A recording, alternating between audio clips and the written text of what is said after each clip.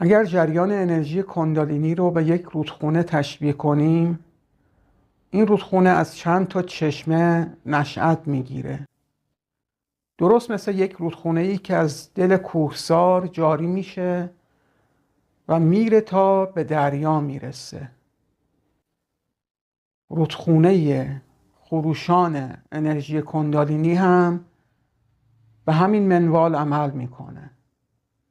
منتها سرچشمه اصلی این رودخونه که جریان اصلی رو تامین میکنه از چاکرای مولادهارا یا همون چاکرای ریشه نشأت میگیره و چشمه‌های دیگه چشمه‌هایی هستن که از چاکراهای دیگه نشأت میگیرن. عزیزان، چاکرای مولادهارا عنصرش خاک هست، یعنی میتونه پرانا رو مستقیما از خاک یا زمین جذب کنه یا هر چی که در ارتباط با زمینه، مثل مواد غذایی برآمده از زمین، گیاهان یا حتی غذاهایی که غیر گیاهی هستند. پس چاکرای مولادهارا چشمه ای از پراناست که مستقیما با خاک و زمین در ارتباطه. اما چشمه های دیگه مثل چشمه چاکرای دوم یا سواتیسانا که پرانا رو از آب جذب میکنه، اون هم به نوبه خودش بسیار مهمه، چرا که نزدیک به 70% از حجم بدن ما رو آب تشکیل میده و نزدیک به 70% از سطح کره زمین رو باز آب گرفته. بنابراین تک تک چاکراها برای خودشون مهمن. و اما چشمه‌های دیگه مثل چشمی چاکرای ناف یا مانیپورا که مستقیما پرانا رو از آتش جذب میکنه یا هر چیزی که مربوط به آتش و گرماست.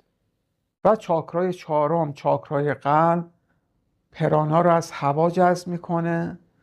چاکرای گلو از امواج صوتی و چاکرای چشم سوم پرانا رو از امواج ذهنی تأمین میکنه که به نوبه خودش در جای خودش براتون توضیحات مفصلش رو خواهم داد. و اما میپردازیم به موضوع اصلی این ویدیو که همون چاکرای مولادهارا یا چاکرای ریشه هست. 2 تا ویدیو گذشته مربوط به چاکرای ریشه رو اگر یادتون باشه و امیدوارم که تمرین کرده باشید، اولیش کشف چاکرای ریشه بود و دومیش مولاباندا یا قفل عجام بود. در این ویدیو میخوام به تمرین سوم بپردازیم. یک تمرین ترکیبی بسیار مهم و مؤثر هست که امیدوارم با دقت انجامش بدید و از اثرات معجزه بخش اون استفاده کنید. عنوان این تمرین، این تکنیک هست کریای 3 ضربی ذهنی. شاید شما عزیزان کریای 3 ضربی رو قبلا دیده باشید در ویدیوهای قدیمی پلیلیست قدیمی کندالینی، ولی این چیزی که الان میخوام براتون شرح بدم یه تکنیک ترکیبی هست، یعنی هم کریای 3 ضربی درش اومده، هم کریای ذهنی رو درش آوردم که امیدوارم بهش دقت کنید و با دقت و با جدیت انجامش بدید. عزیزان، برای انجام تمرینات چاکرای مولادهارا بهتره که در حالت سیداسانا یا سیدیونی آسانا، همون حالت استاندارد یوگی ها بشینید.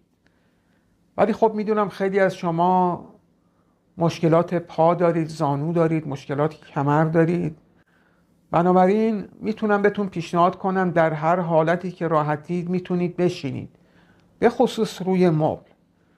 فقط برای اینکه چاکرای مولادهارای شما تحت فشار قرار بگیره، تحت تحریک عصبی قرار بگیره، بهتره که به وسیله اون رو تحت فشار قرار بدید. توی ویدیوی قبلی براتون شرح دادم میتونید مثلا از یک گلوله نخ استفاده کنید، بذارید در محل چاکرای ریشه، طوری که محل چاکرای ریشه تحت فشار قرار بگیره و سلولهای عصبیش تحریک بشن. بنابراین اگر نمیتونید به حالت استاندارد بشینید ایراد نداره، البته نشستنش ارجحیت داره، ولی اگر نمیتونید بشینید ایرادی نداره، میتونید روی مبل بشینید، ولی سعی کنید کمرتون صاف باشه، گردنتون صاف باشه تا اون کانال سوشونایی که همه میدونید چی هست اون در حالت صاف قرار بگیره و پرانا بتونه به صورت مستقیم در اون رفت و آمد کنه. بنابراین برای انجام این تکنیک کریای 3 ضربی ذهنی در یک حالت کاملا صاف بشینید، کمرتون و گردنتون صاف باشه و بذارید ذهنتون آروم بگیره. هر موقع که ذهنتون آروم گرفت، تنفستون آروم شد، در حالت آرامش کاملی قرار گرفتید، اون موقع خیلی راحت چشماتون رو ببندید و تمرکز خودتون رو ببرید روی چاکرای ریشه. همونطور که گفتم بهتره که به وسیله‌ای تحت فشار قرار بگیره. تمرکز خودتون رو ببرید روی چاکرای ریشه و خوب چاکرای ریشه رو حس کنید. اگر تمرینات قبلی رو انجام داده باشید، به خصوص کشف چاکرای ریشه رو، الان دیگه مشکلی برای پیدا کردن محل اصلی چاکرای ریشه نخواهید داشت. بنابراین خیلی راحت در یک حالت تمرکز ساده بشینید و تمرکز خودتون رو ببرید روی چاکرای ریشه. بعد شروع کنید عضلات نزدیک چاکرای ریشه رو منقبض کنید و رهاش کنید.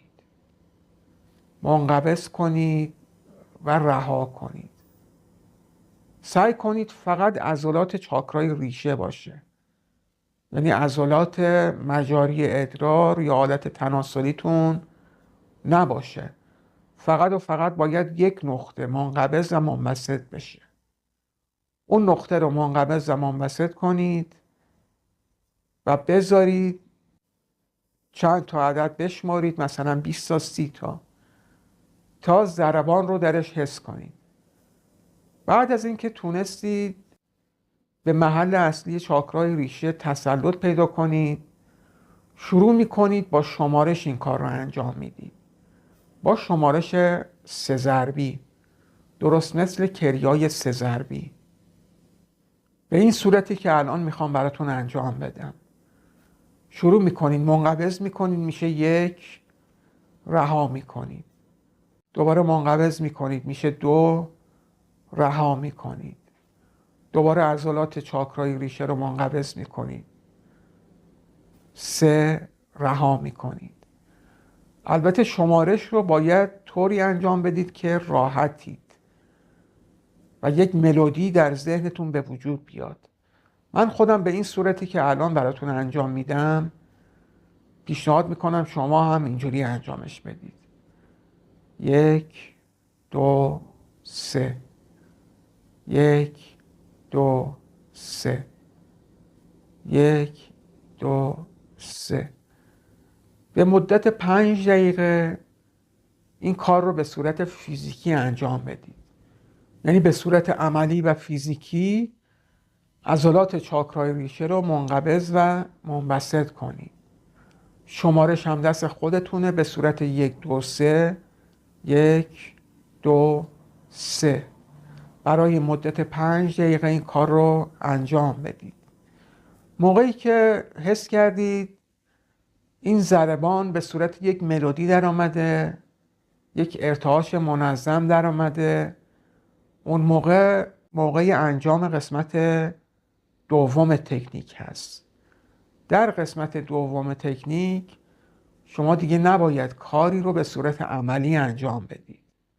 یعنی به صورت فیزیکی هیچ کاری نیاز نیست انجام بدید. عزیزان دقت کنید، در حالتی که در حالت مدیتیشن هستید، چشاتون بسته است و به هیچ چیزی فکر نمی کنید، بیایید شروع کنید میخواید مثلا عضلات رو منقبض کنید.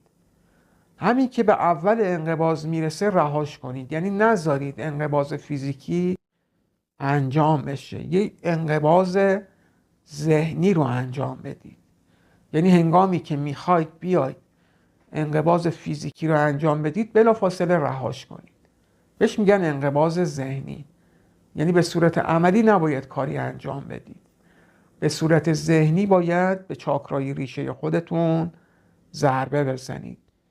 این کار رو هم مثل قسمت اول تکنیک انجام بدید. یعنی خیلی راحت در حالتی که در حالت مدیتیشن قرار دارید، شمارش 1 2 3 رو انجام میدید. 1 2 3 1 2 3 1 2 3 و به صورت ذهنی به چاکرای ریشه خودتون ضربه بزنید. عزیزان، این جزئی از تمرینات اصلی کریا یوگای معروفه. در کریا یوگا شما امواج ذهنیتون رو در چاکراهاتون میچرخونید. در مسیر چاکراها امواج ذهنی یا آگاهیتون رو حرکت میدید و این میشه کریا.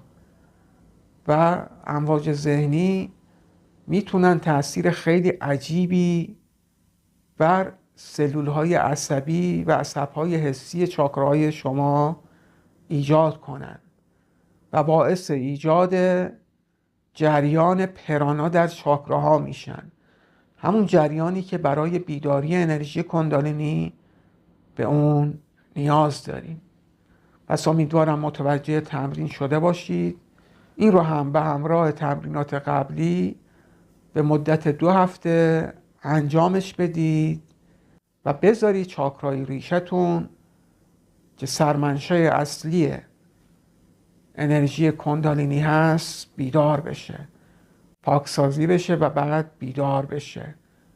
برای خیلی از شما که انرژی کافی ندارید، احساس دلمردگی میکنید، احساس کسالت میکنید، همیشه خسته اید، این تمرین میتونه فوق‌العاده مؤثر باشه.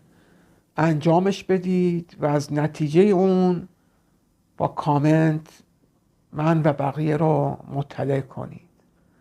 از همراهی شما عزیزان نهایت سپاس را دارم.